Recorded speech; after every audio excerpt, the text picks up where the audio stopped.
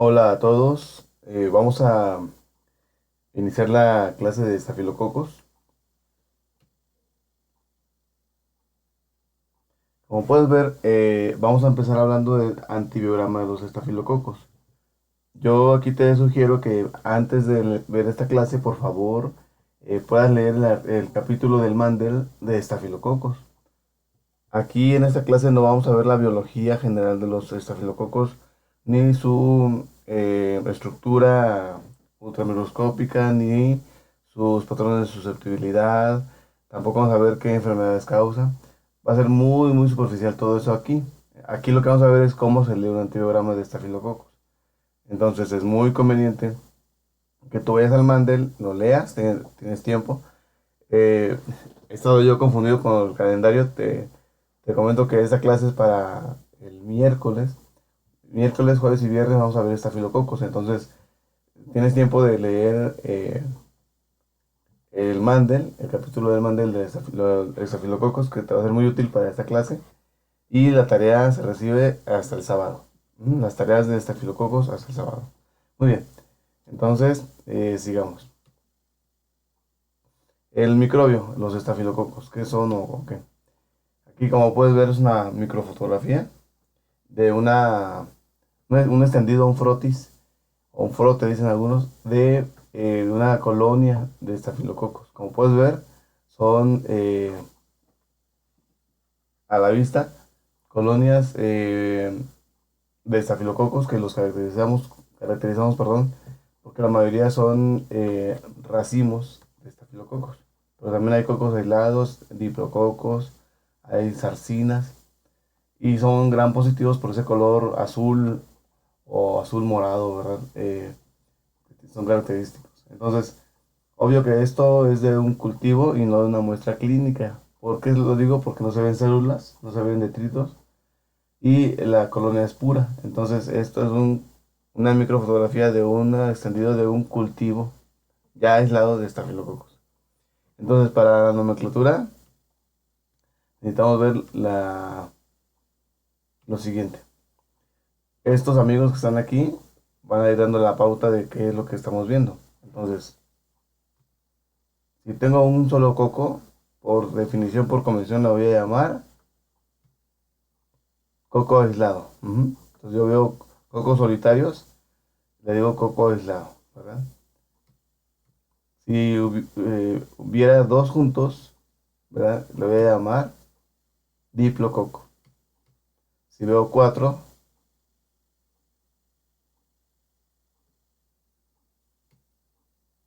es una tétrada. Si lo que estoy viendo son entre 8 y 16 cocos en un grupo, se va a llamar zarcina.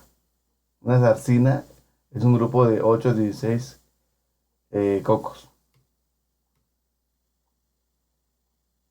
Finalmente, si tengo más de 16, que eso es algo apreciativo, ¿eh? Es raro que estemos contándolos uno por uno. Si hace un grupo grande, le llamamos racimo.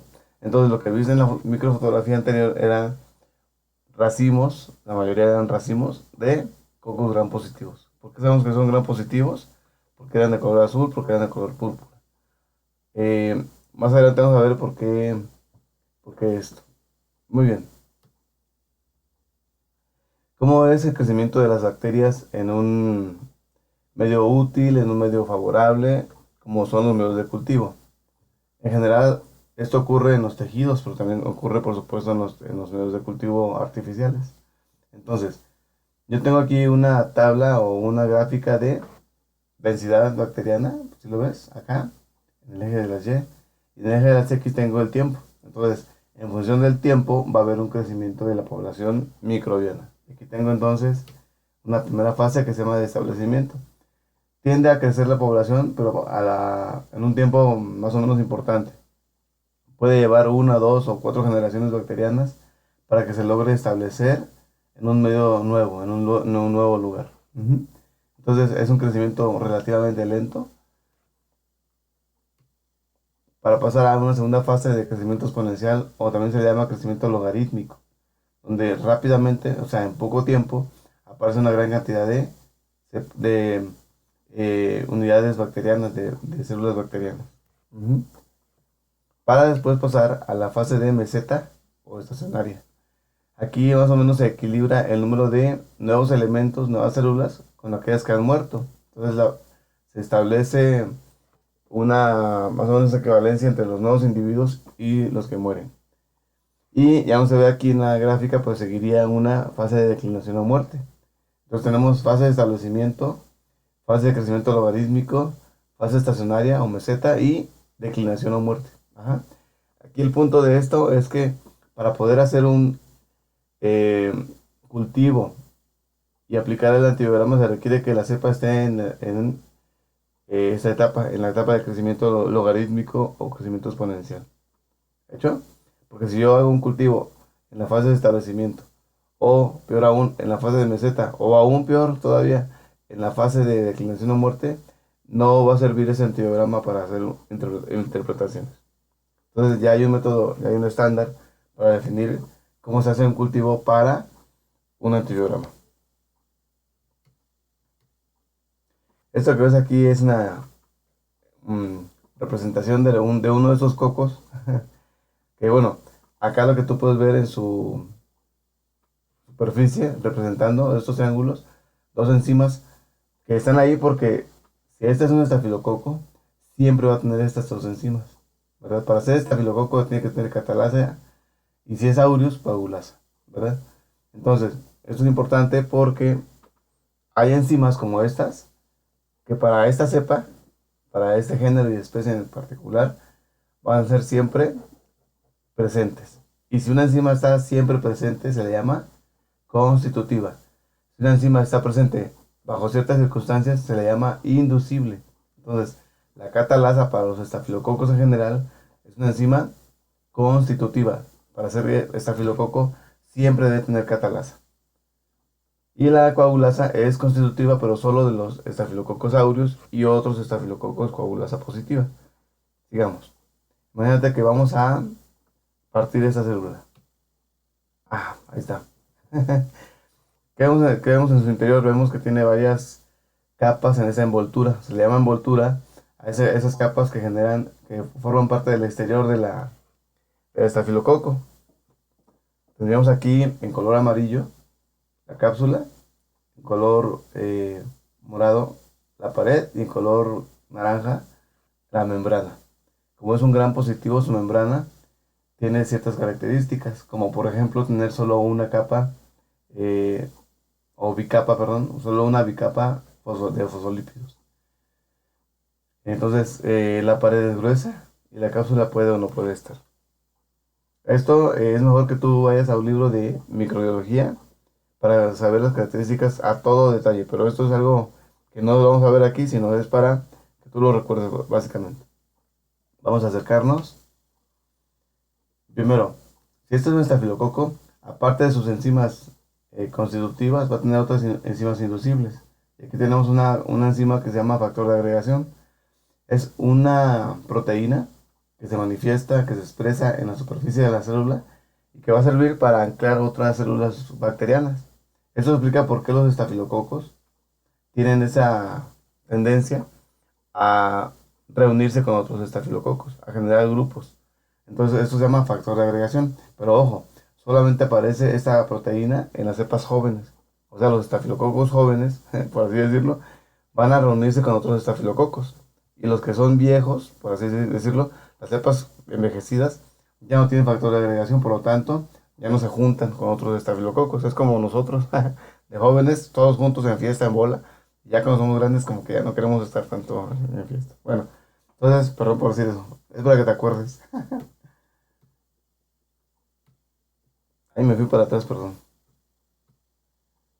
Esta, la proteína A, una enzima que sirve como factor de virulencia a los estafilococos. La fibra de fibronectina, la de colágeno, la de elastina. Estas enzimas que aparecieron acá tienen que ver mucho con la capacidad de invadir o virulencia de los estafilococos.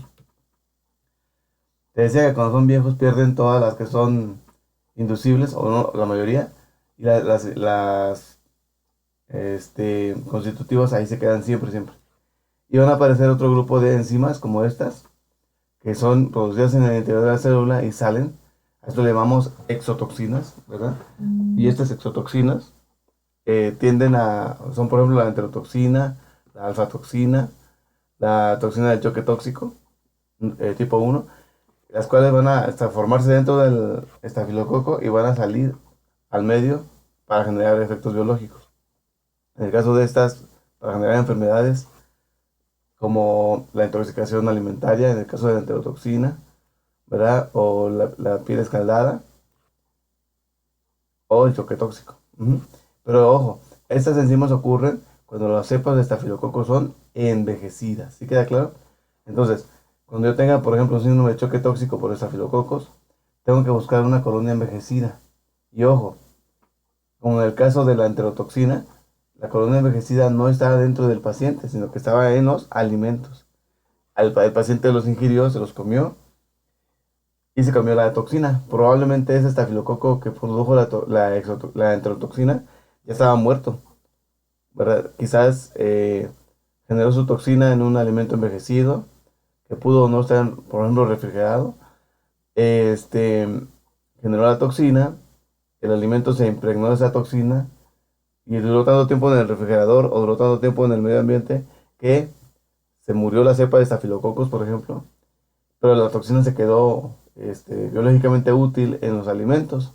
Y luego esos alimentos se cocinaron. Recuerda que la toxina sobrevive al calor, entonces eh, genera un efecto biológico que es la diarrea, el vómito. Entonces, si nosotros queremos saber el origen de esa toxina, si queremos buscar la cepa, lamentablemente va a ser muy difícil encontrarla porque esa cepa no está ya en la persona, nunca estuvo de hecho, ¿verdad? Se comió la pura toxina. Entonces, se tiene que conocer la biología de las toxinas para que tú puedas decir, este caso se cultiva, este caso no se cultiva. Por ejemplo, el síndrome de choque tóxico por estafilococos tiene que estar envejecida la colonia. Y habitualmente aquí, como en el caso de los tampones, que fue muy famoso en los años 70, finales de los 70, eh, se sabía que había colonias de estafilococos que estaban envejecidas en los tampones. Y cuando eran utilizados, las toxinas pasaban a las personas y generaban el choque tóxico. Pero la colonia no estaba en la persona, sino que estaba en el tampón, que ya se había utilizado algunos días antes, por ejemplo. Entonces, no estaba el cultivo en la persona, por más que cultivaran, no iban a encontrar nada, era en el material biológico. Y aquí, por ejemplo, han ocurrido choques tóxicos en personas, por ejemplo, no sé, a un hombre de 70 años. Tú dirás, pues, ¿cómo, de dónde obtuvo la toxina? Bueno, esto le alerta al médico que si hay un síndrome de choque tóxico, que aquí tu tarea es ir al Mandel o al libro que tú quieras o al artículo que tú quieras y buscar cómo se caracteriza un síndrome de choque tóxico. Tú tienes que saber a estas alturas cómo se caracteriza un síndrome de choque tóxico. O sea, cuáles son las características definitorias de un síndrome de choque tóxico. Y ya sabes que hay por estafilococos y por estreptococos. Si tú en ese momento no lo tienes en mente, fuiste a tu archivo mental, abriste la carpeta y no estaba, no hay nada, ¿qué tienes que hacer? Tienes que ir a tu libro, tienes que ir a tu artículo, tienes que ir a buscar qué es, cómo se define un síndrome de choque tóxico. En este caso por estafilococos. Y cuando tengas todas las características que dicen, fiebre mayor de tanto, PA menor o igual a tanto, que tenga estas características, tú tienes que definir, pues como tengo mis cuatro características, ya define un síndrome de choque tóxico. Ahora, para que sea estafilocócico, yo tengo que tener esas cosas que no están y que va a ocurrir toda la vida. Tú y yo tenemos que ir a buscarlas, saberlas, leerlas, y ya que tenga ese conocimiento, lo guardo en mi memoria. Y eso me va a servir en un futuro, no sé cuándo, algún día, para que yo aplique ese conocimiento. Bueno, ¿por qué un hombre de 70 años puede tener un síndrome de choque tóxico? Porque tiene una colonia envejecida de estafilococos. El reto es saber dónde.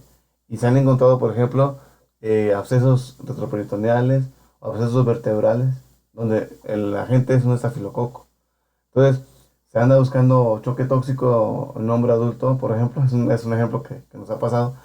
Y resulta que lo que tenía era una colonia envejecida en una vértebra. Entonces, ahí se requiere que el doctor tenga ese conocimiento y la imaginación suficiente para buscar cosas extrañas, ¿verdad? Porque no esperaría uno que un hombre adulto tuviera un choque tóxico. Bueno, es otra cosa, sigamos.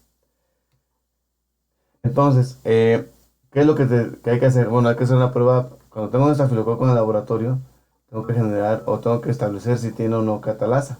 Lo primero es hacer una tinción de Gram y verificar si es Gram positivo, Gram negativo, coco, así lo que es. Entonces, habitualmente, los estafilococos obtenidos del cultivo son racimos de cocos Gram positivos, ¿verdad? Ese es el término de estafilococo. Cocos en racimos, Gram positivos en este caso.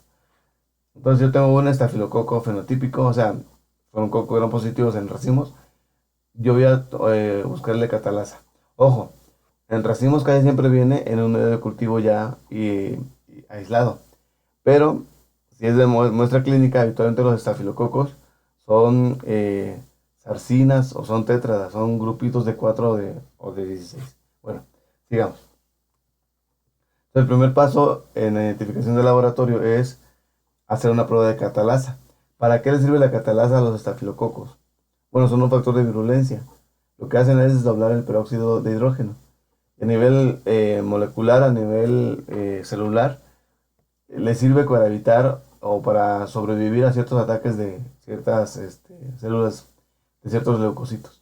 Entonces, la catalasa permite un factor de sobrevivencia y por lo tanto de virulencia de los estafilococos. Pero en el laboratorio se va a hacer una prueba, que en este caso es en un portaobjetos, ¿verdad? Se coloca una colonia bacteriana y encima se le pone peróxido de hidrógeno.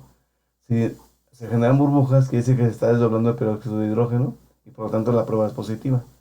Si no hay esa manifestación, si no hay burbujas, entonces no hay, asumimos que no hay hidrógeno y oxígeno moleculares porque no hay efecto de la peroxidasa, de la catalasa, y por lo tanto este es un estafilococo, por así decirlo, que no tiene catalasa. Entonces, cuando un estafilococo no tiene catalasa, fenotípicamente puede padecer de un estafilococo, o sea, ser un racimo de cocos gram positivos, pero no es un estafilococo, realmente es un estreptococo. Ya vamos a ver con más calmita. Bueno, entonces, primera prueba para definir qué es un estafilococo, que sea catalasa positiva. ¿Sí queda claro? Para definir fenotípicamente un estafilococo no basta o no es adecuado hacerlo a través de la imagen que me da la microscopía, sino que tengo que hacerlo con otras pruebas, en este caso con la catalasa. Una prueba de catalasa positiva eh, me genera la certeza de que esto es un estafilococo. Un coco gram positivo, catalasa positiva es un estafilococo. Y luego la siguiente prueba fenotípica sería la coagulasa. Hay dos formas de hacerlo, una en tubo y otra en placa. Entonces la coagulasa en tubo es poner en un tubo de ensayo plasma fresco y ahí colocar una colonia de la cepa que estoy investigando. Si después de una incubación a 36 grados, más o menos de 30 minutos, se logra formar un coágulo, o sea, de fase líquida pasa a sólida, ¿verdad? O de fase sol pasa a gel, ¿verdad? Eso tú ya te lo sabes. Se considera que la prueba que la prueba fue positiva. Entonces, para que sea una prueba de coagulasa positiva, tiene que haber una formación de un coágulo en un tubo o en una placa.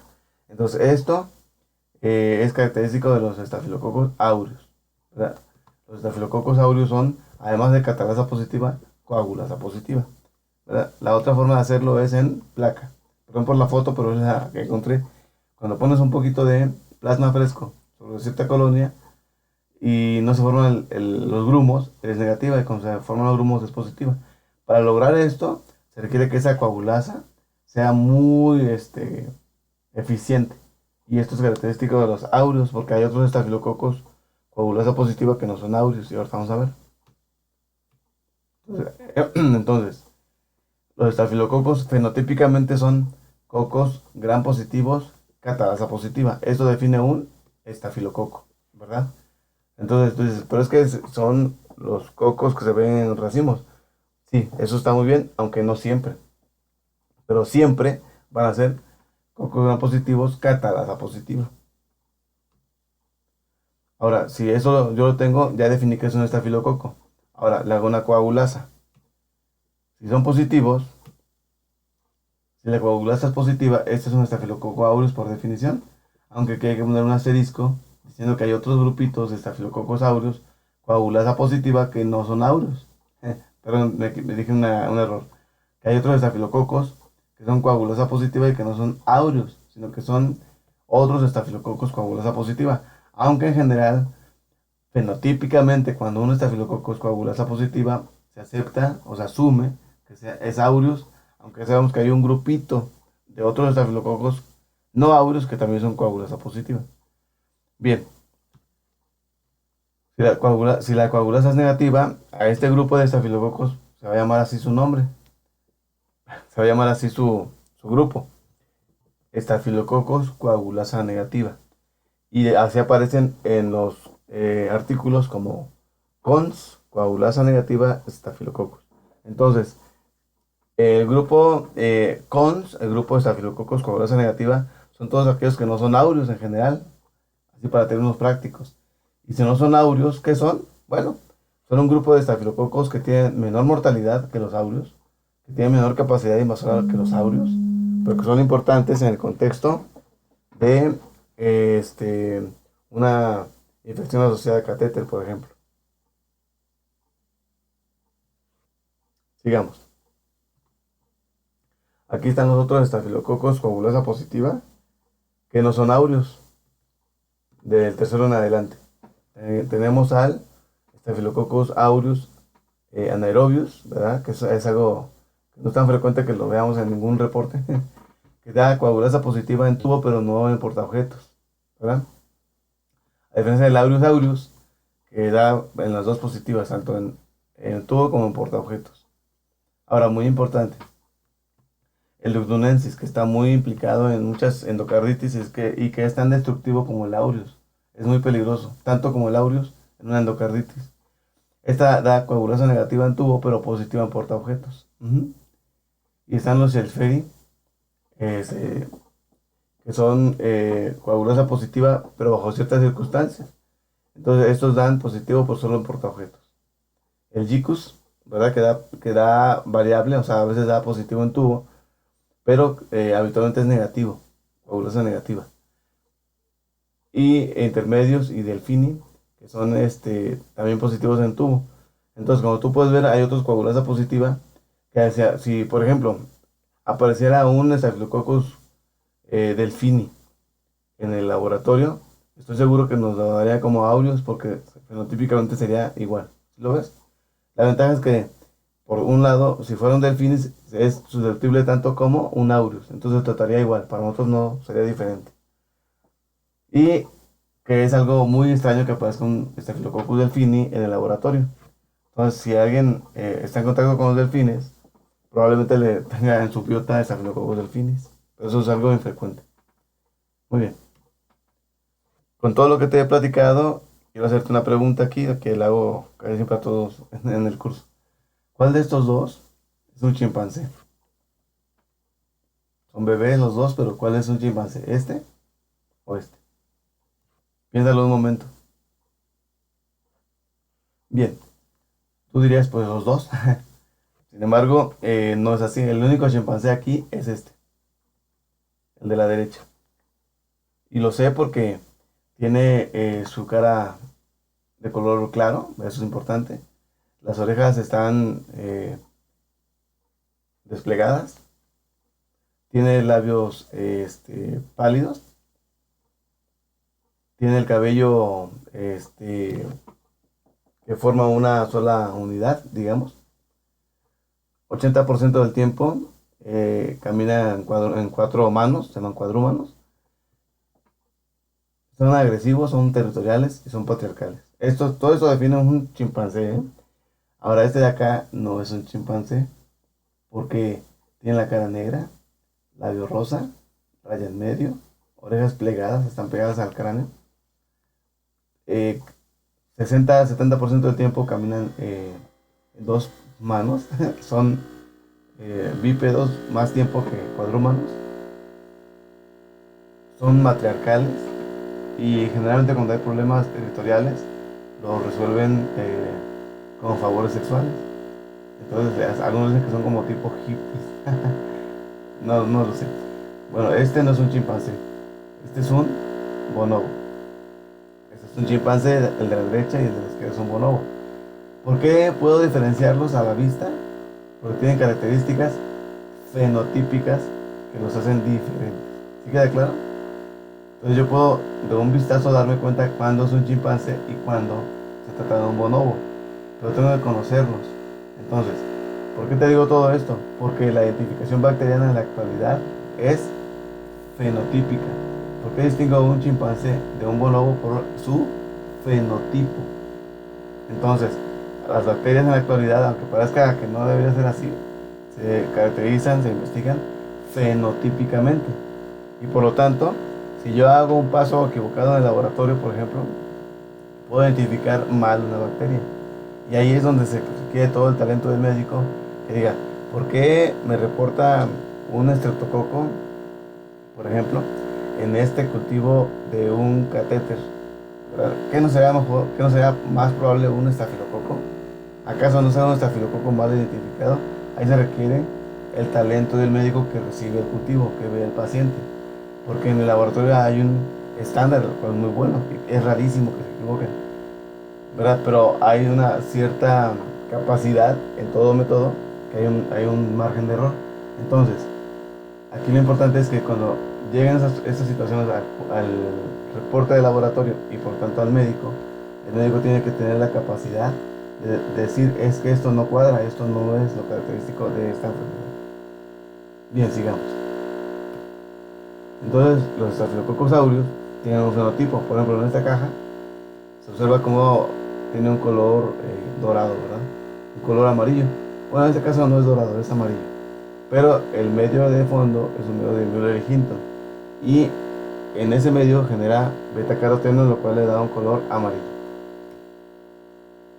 Entonces sí, los estafilococos aureus, o estafilococo dorado, genera enfermedad humana, tiene alta mortalidad y en el medio de salmonitol y otros, como el que te decía Müller y Hinton, da un color dorado, que se debe a la presencia de beta caroteno.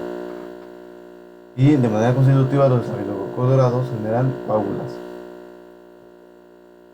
¿Qué enfermedades producen los estafilococos aureus? Es una gama increíble de enfermedades. Puedo darte muchos ejemplos. Aquí está una imagen de todo lo que pueden hacer.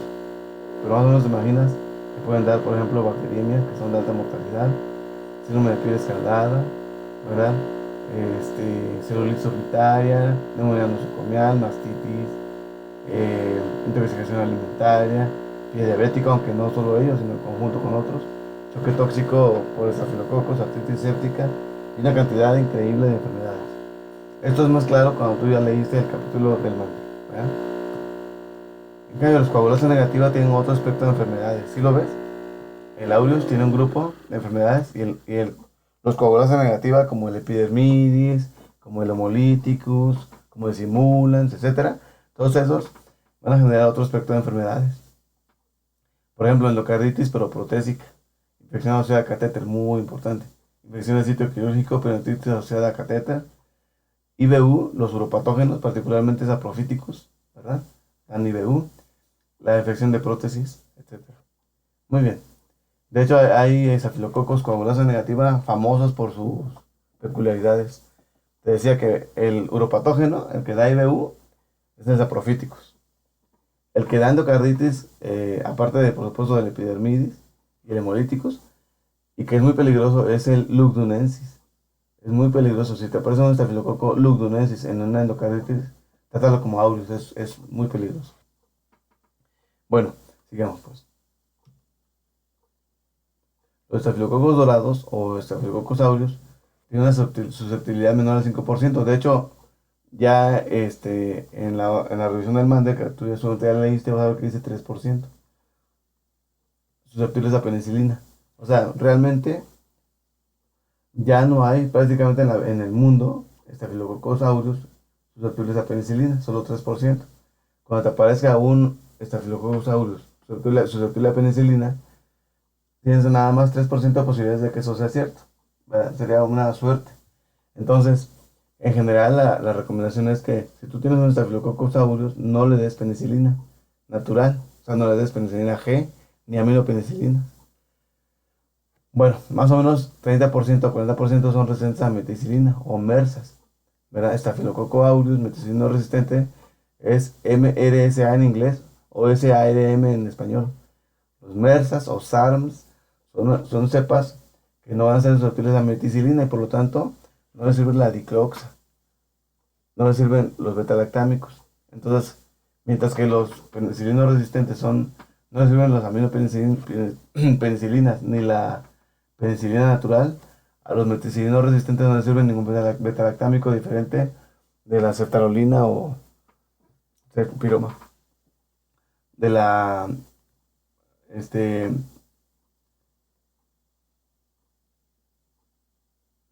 ceftarolina. Bien, entonces básicamente el tratamiento sería irnos a vancomicina con estos casos. Ahora debo decirte que en nuestro hospital la prevalencia que se calculó con la última cantidad de cultivos fue del 66%. Fue muchísimo más alto que esto. Bien, es importante esto, que los MERSA, ya por ser MERSA, tienen un grupo de resistencias en conjunto que hacen que solamente sean útiles la vancomicina. Pero ¿qué pasa si un Staphylococcus aureus es resistente a vancomicina? Es una alerta epidemiológica. Solamente hay unos cuantos aislamientos en el mundo, aquí eran 12, creo que ahora son 14, que son resistentes a vancomicina. Es decir, cuando te aparezca una cepa de Staphylococcus aureus resistente a banco, lo primero que hay que hacer es corroborar que no hay un error. En los hospitales más o menos cada año aparece uno, pero cuando uno va a ver si realmente es una cepa resistente a banco, se da cuenta que el cultivo estaba contaminado, el cultivo tenía otra cepa. Por ejemplo, la última vez tenía una cepa de Staphylococcus aureus y una cándida. Y por eso aparecía como resistente a banco. Pero no era un artificio, era una contaminación. Eso pues fue una buena noticia. Ahora, además de esto, hay más aislamientos que se llaman con menor susceptibilidad a vancomicina. Ya no son cuatro, ahora ya hay muchos más. Bueno, esta gráfica es muy viejita, pero lo que quiere mostrar es que si un estafilococo aureus es resistente a meticilina, va a ser resistente a la mayoría de los fármacos, excepto vancomicina. Por eso, si te sale un MERSA, en tu mente debe aparecer inmediatamente banco, ¿verdad? O su equivalente.